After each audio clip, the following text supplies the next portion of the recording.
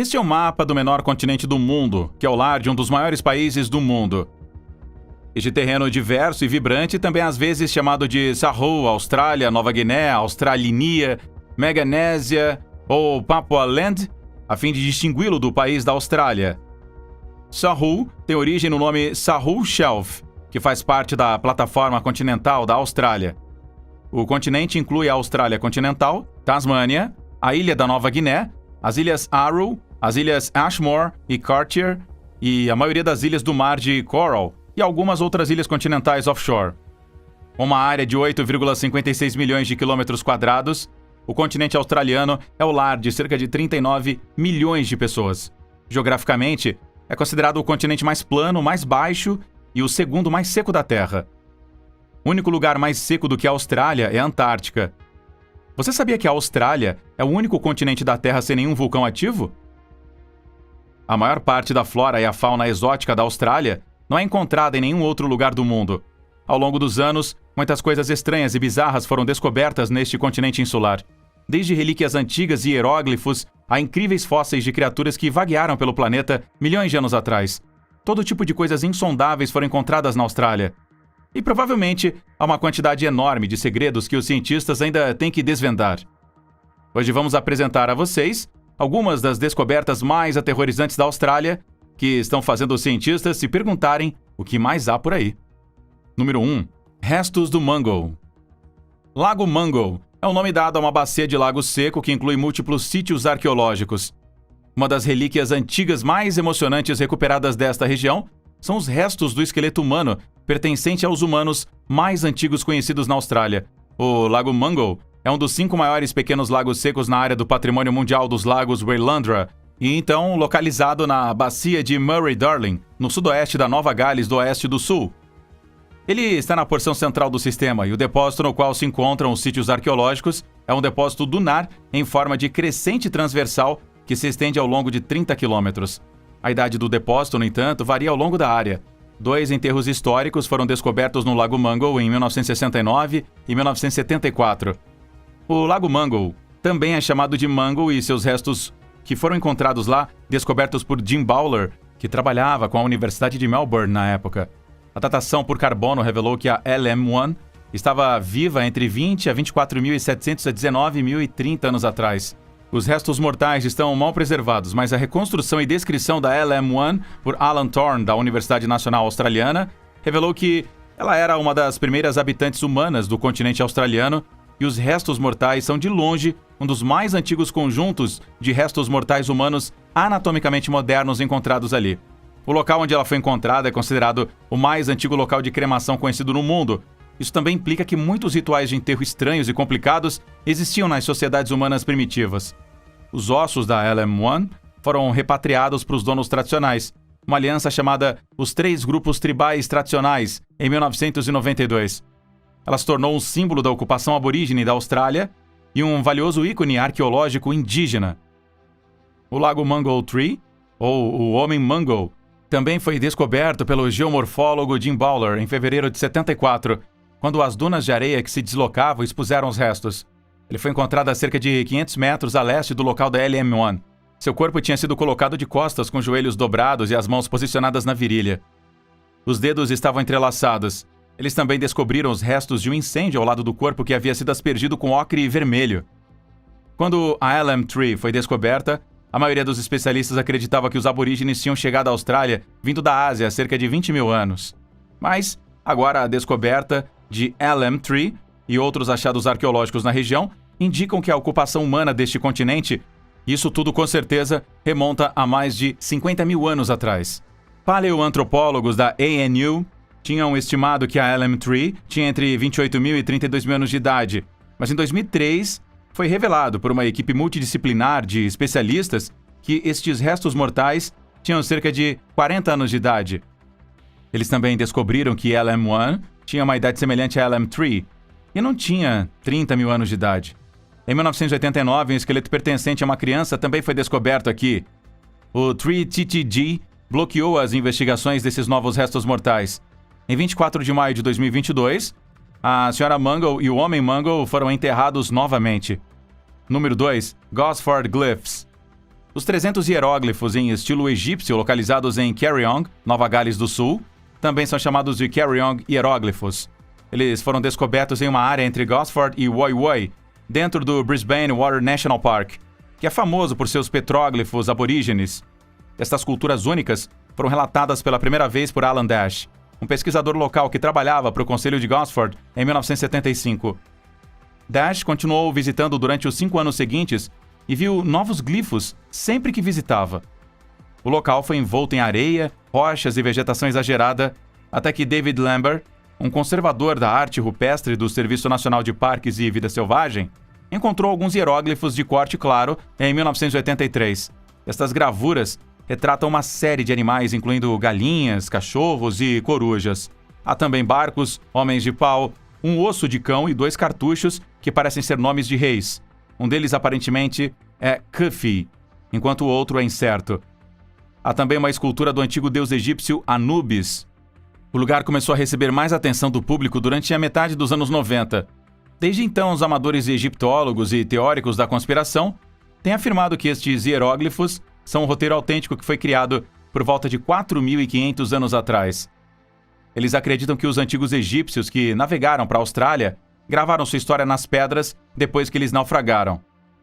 O Serviço Nacional de Parques e Vida Selvagem negou estas teorias, e em uma declaração, um porta-voz enfatizou inequivocadamente que as gravuras são algo que eles tomaram conhecimento no início dos anos 80 e que é por volta da mesma época em que se pensava que a maioria deles tinha sido feita. O professor Boyo Okinga pensa que estes glifos podem ter sido feitos pelos soldados australianos nos anos 1920, quando o interesse pelo Antigo Egito estava crescendo consideravelmente graças ao desvendar do túmulo do rei Tutankhamun. O professor australiano de egiptologia Naguib Kanawati também declarou que estes não são autênticos e foram construídos no início dos anos 80. Algumas pessoas também acham que alguns estudantes do ensino médio copiaram estes de seus livros nos anos 70 e, devido a tudo isso, o imigrante iugoslavo gravou então nos anos 80 devido ao seu interesse na egiptologia. Número 3. Gnomesville.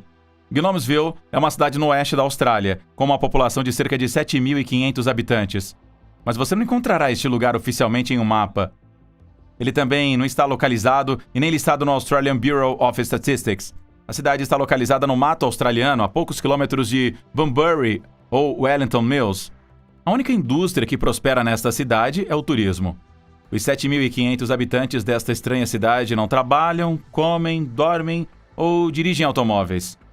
Na verdade, todos esses cidadãos são gnomos inanimados, feitos de materiais artificiais, incluindo madeira, plástico, cerâmica, metal e qualquer outra coisa que possa ser usada para criar uma estátua. Ninguém realmente sabe como este lugar veio a existir. Uma teoria sugere que uma mulher que gostava de consertar gnomos deixou alguns como decoração, e as pessoas simplesmente continuaram acrescentando eles. Outra possibilidade é que as crianças da escola primária reclamaram que uma rotunda próxima era um risco para o trânsito, e quando o conselho da cidade iniciou um projeto de conserto, alguém adicionou um gnomo para ficar de guarda. Os trabalhadores trouxeram os lares originais e outros também começaram a arregaçar as mangas. Apesar da história da origem disputada, as pessoas começaram a trazer mais e mais gnomos e a coleta foi crescendo. Eles se tornaram uma distração para os motoristas, então as autoridades locais os mandaram para uma área próxima. Naquela época, os gnomos também tinham acumulado muitos outros bens, abrigos e brinquedos. Estes também foram realocados. A população de gnomos também incluía 2 times de futebol que não estão de pé, e com a mudança de temporada, eles foram trocados por times de cricket. Há todos os tipos de gnomos aqui nessa coleção, incluindo gnomos festeiros, gnomos voadores de avião, gnomos sentados, gnomos que jogam gnomos e muito mais. Essa pequena cidade se tornou um local turístico popular graças aos habitantes e ao exemplar trabalho voluntário e apoio do condado de Dardanup, no Vale do Ferguson. Você também pode contribuir com um gnomo para a comunidade, se você quiser, mas ele precisará ter com certeza uma identidade. Número 4. Pintura rupestre mais antiga da Austrália. Uma enorme pintura de 2 metros de comprimento de um canguru que foi descoberta na região de Kimberley, na Austrália, foi identificada como a pintura rupestre intacta mais antiga da história australiana. Os pesquisadores que publicaram esse trabalho na revista Nature Human Behavior se depararam com as imagens nos anos 90, mas sua idade era desconhecida devido às limitações da arte de datar rochas. No entanto, graças aos avanços tecnológicos modernos, eles foram capazes de datar a pintura usando um método bastante inovador que se baseava em ninhos de vespas. Com estas vespas de lama, que têm habitado as cavernas por dezenas de milhares de anos, a equipe de pesquisa usou a datação por radiocarbono para determinar a idade de 27 ninhos encontrados abaixo e acima das pinturas. Estes antigos ninhos continham carvão de fogos de mato e fragmentos de material animal e também vegetal. Tudo isso continha carbono que poderia ser datado e usado para descobrir uma gama bastante específica de datas em que o canguru poderia ter sido produzido. Eles descobriram que a pintura tem entre 17.500 e 17.100 anos de idade.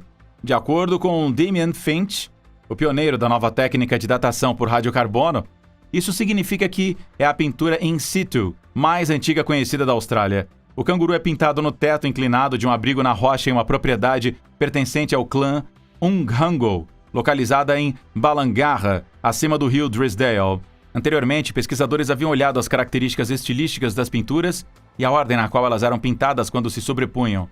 Através disso, eles foram capazes de descobrir que o estilo mais antigo de pintura é o que é agora conhecido como animal irregular infiltrado ou o período naturalista, que caracteriza animais de tamanho natural.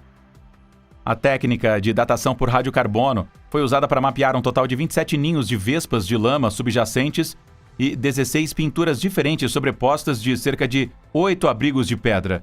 Isto revelou que as pinturas deste estilo foram produzidas entre 17.000 e 13.000 anos atrás. O Dr. Sven Osman, da Escola de Ciências Sociais da Universidade do Oeste da Austrália, acha que as pinturas irão desbloquear um maior entendimento da história cultural indígena.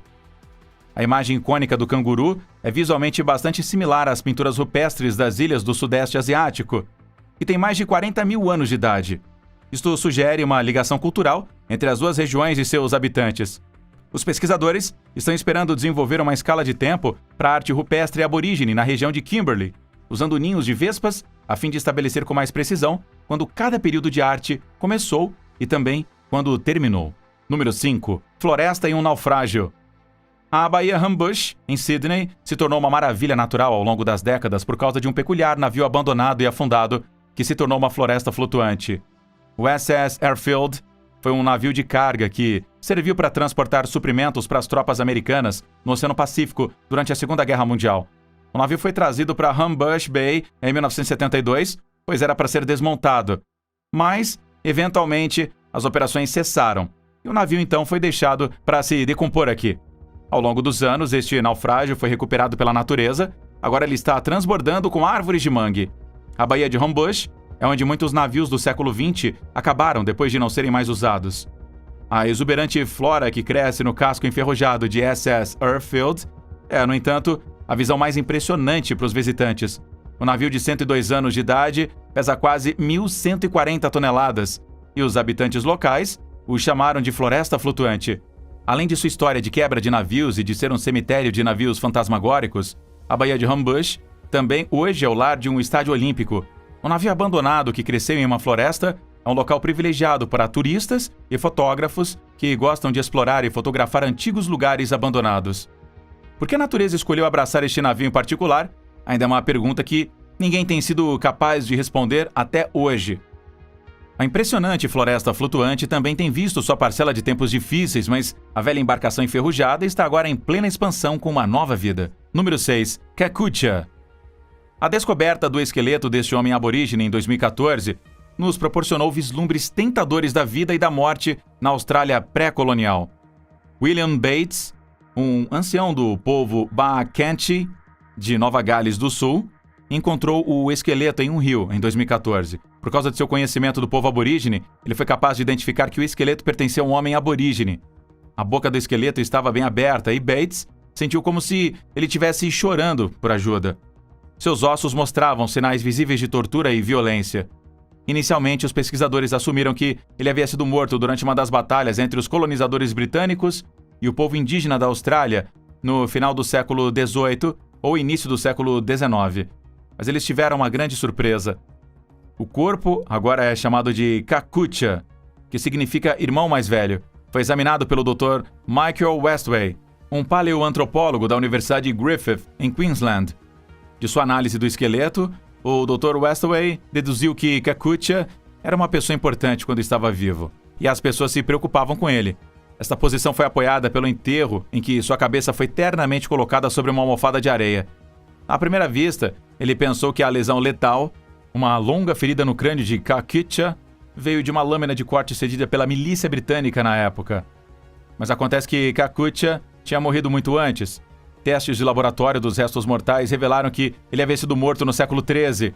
Isto foi centenas de anos antes de quando os europeus chegaram ao continente e introduziram objetos metálicos.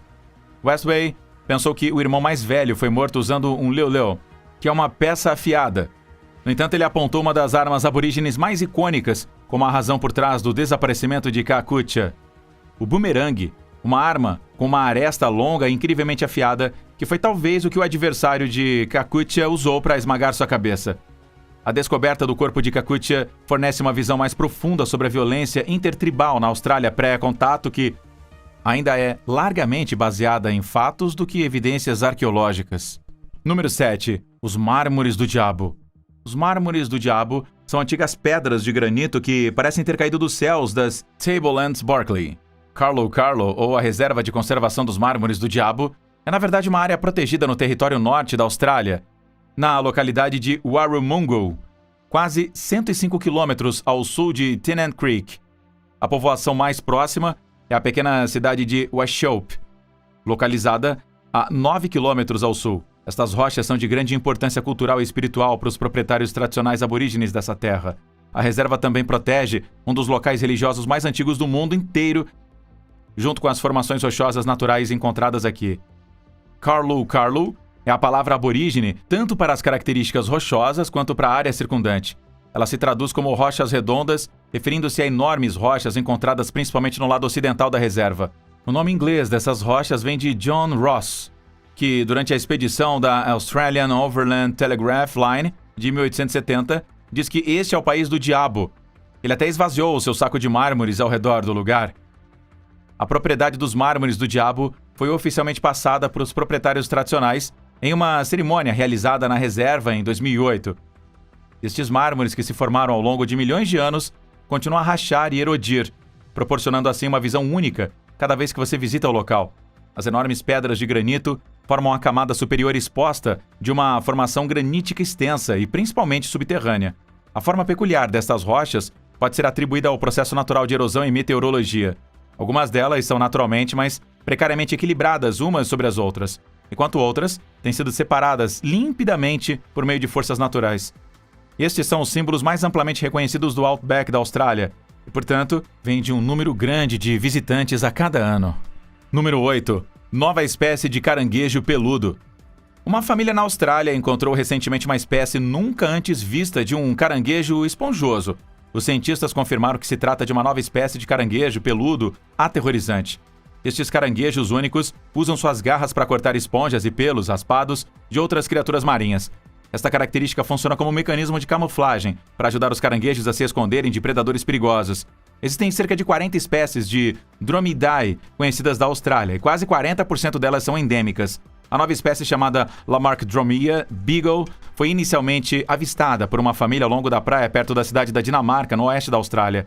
A estranha criatura peluda tinha se banhado na praia e se parecia muito com outras espécies de caranguejo esponjoso encontradas naquela área.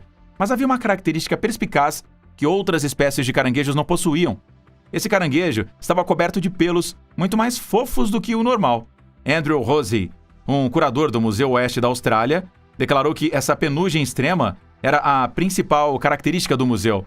Ele também observou que os caranguejos esponjosos são frequentemente peludos, mas seus pelos são na maioria das vezes como veludo ou feltro. O cabelo desta nova espécie de caranguejo tinha uma textura muito peluda e fofa.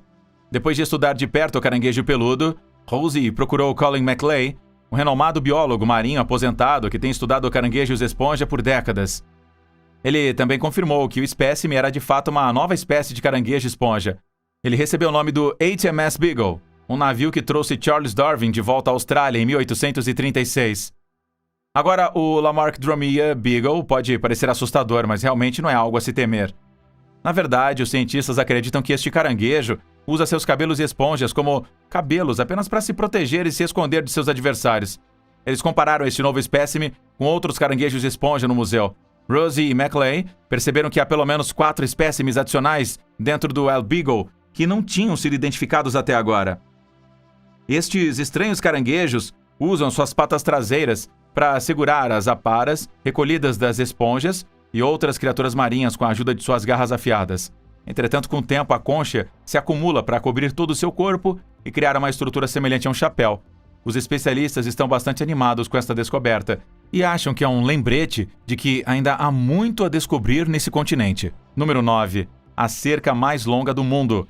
Também chamada de cerca Dingle ou Dog Fence, é uma cerca de exclusão de pragas que foi construída na Austrália durante a década de 1880. As cercas de exclusão de pragas foram feitas na Austrália durante os primeiros dias para proteger pequenas parcelas ou terras do cultivo dos predadores marsupiais. Nos anos 1860 e 1870, as populações de coelhos começaram a aumentar rapidamente em todo o sul da Austrália. Da mesma forma, o aumento da população de dingo também estava se tornando um problema para os locais. Então, uma barreira à prova de dingo tornou-se a necessidade da época. Os fundos do governo foram usados para aumentar e expandir esta cerca. A cerca de dingo foi feita para manter os cães fora da parte relativamente fértil do sudeste do continente. Eles tinham sido exterminados desta terra anteriormente e as pessoas não podiam pagar pelo seu retorno. A cerca era vital para manter os rebanhos de ovelhas do sul de Queensland a salvo dos cães. É uma das estruturas mais longas do mundo inteiro. Ela se estendia por 5.614 quilômetros de Jimbour, na Darling Downs, perto de Dalby, através de milhares de quilômetros da terra árida. Ela chega ao fim, um pouco a oeste da Península Eyre, nos penhascos da planície de Nullarbor, acima da Grande Baía Australiana, perto de Nundrow.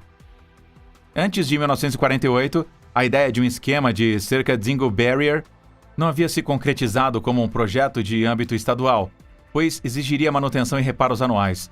A cerca Dingle tem algum sucesso, mas os dingles ainda podem ser encontrados em partes do estado sul. Em 2009, esta cerca foi anunciada como um dos ícones do Q150 de Queensland, para porções como uma inovação e invenção icônica. Esta cerca reduziu muito a perda de ovelhas para os predadores. Esta exclusão de dingles tem permitido o aumento da competição dos pastos dos coelhos, cangurus e também com as emas. As ovelhas ainda estão sendo perdidas para o número crescente de cães selvagens. A seção de 2.500 quilômetros da cerca de Queensland também é chamada de Great Barrier Fence ou Wild Dog Barrier Fence 11. Ela é administrada pelo Departamento de Agricultura e Pesca. O pessoal que cuida dela consiste em 23 funcionários, incluindo 2 equipes de pessoas que patrulham semanalmente uma seção de 300 quilômetros de extensão de cerca. A cerca também passa pelo ponto onde os 3 estados de Queensland, Nova Gales do Sul e Austrália do Sul se encontram. Número 10. Pterossauro.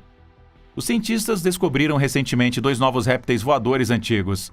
Estes restos foram escavados da argila vermelha cozida no Outback de Queensland. Especialistas descobriram que estes ossos pertencem a um pterossauro. As cicatrizes ósseas sugerem que um dos pterossauros pode ter sido quebrado por um crocodilo. Estes são alguns dos primeiros vertebrados conhecidos a evoluir em um voo de força. A descoberta foi anunciada pelo Museu da Era dos Dinossauros da Austrália e pelo Museu de Melbourne.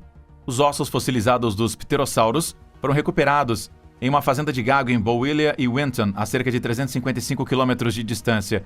Os cientistas acreditam que eles datam do início a meados do período Cretáceo, quase 145 milhões de anos atrás. O primeiro osso era um fêmur parcial e foi encontrado em 1991 durante uma expedição de campo. O segundo fêmur parcial foi encontrado mais de uma década depois ao redor de Winton. Restos desses antigos répteis voadores são bastante raros no continente australiano.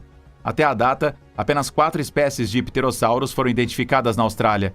Uma espécie previamente descoberta é o maior réptil voador conhecido encontrado na Austrália. Ele tinha uma envergadura de asa de cerca de 7 metros. Os pesquisadores estão super animados com estas novas descobertas, pois elas fornecem evidências inestimáveis de como os antigos répteis interagiram milhões de anos atrás. De acordo com a estudante de PhD da Universidade Swinburne Aldale Pentland, a presença de 2 depressões circulares no fêmur do pterossauro indica que ele provavelmente foi mordido por um pequeno crocodilo. Estes pterossauros são muito semelhantes entre si, bem como a outros fósseis encontrados no Brasil. Especialistas acreditam que, durante este período, essas criaturas foram espalhadas em quase todos os continentes. Número 11. Lago Hillier. Este é um pequeno lago surreal, localizado em uma ilha chamada Middle Island, na Austrália. e é uma das características naturais mais hipnotizantes do continente. A ilha Middle é a maior ilha do arquipélago Redchurch, ao lado da costa de Esperance. O peculiar lago de água salgada tem cerca de 600 metros de largura, sem afluentes. É cercado por areia e vegetação densa em todos os lados. As árvores de eucalipto são particularmente abundantes nessa área. Mas por que o Lago Hillier é tão popular? Bem, é por causa da água rosa hipnotizante neste lago, que é um contraste impressionante com o azul intenso do oceano. As duas águas estão separadas por apenas uma fina faixa de terra coberta em melaleuca, uma planta australiana popular. A cor rosa deste lindo lago é permanente e não muda mesmo quando a água do lago é levada em um recipiente. A maioria dos especialistas acredita que esta cor é induzida pela presença de um organismo chamado Dunaliella salina. A análise metagenômica no lago foi realizada pelo Extreme Microbiome Project para encontrar o Dunaliella, assim como o Salinibacter ruber e algumas espécies de arquibactérias, e talvez esta combinação deixe as águas rosa. O Lago Hillier foi visitado pela primeira vez pela expedição de Matthew Flinders em 1802. As entradas do Diário de Flinders são consideradas como o primeiro registro escrito deste impressionante Lago Rosa. Os cientistas têm feito a hipótese de que, quando as águas do lago alcançam alta salinidade, altas temperaturas e luz solar, liberam então este pigmento que acaba colorindo toda a água do lago. Pensa-se também que alguns outros micro-organismos que habitam a crosta salina na superfície do lago também possam contribuir para esta pigmentação. Por causa de sua cor, o lago também é frequentemente chamado de Lago Rosa. Apesar do alto teor de sal, o Lago Hillier é seguro para nadar, mas não é aconselhável ou permitido. Para nadar neste lago, você precisa obter a aprovação prévia do Departamento de Conservação Ambiental do Oeste da Austrália. A partir de 2012, o lago foi realocado dentro dos limites da Reserva Natural do Arquipélago Redchurch. E você gostaria de dar um mergulho nesse lago? Deixa a gente saber aí nos comentários abaixo desse vídeo.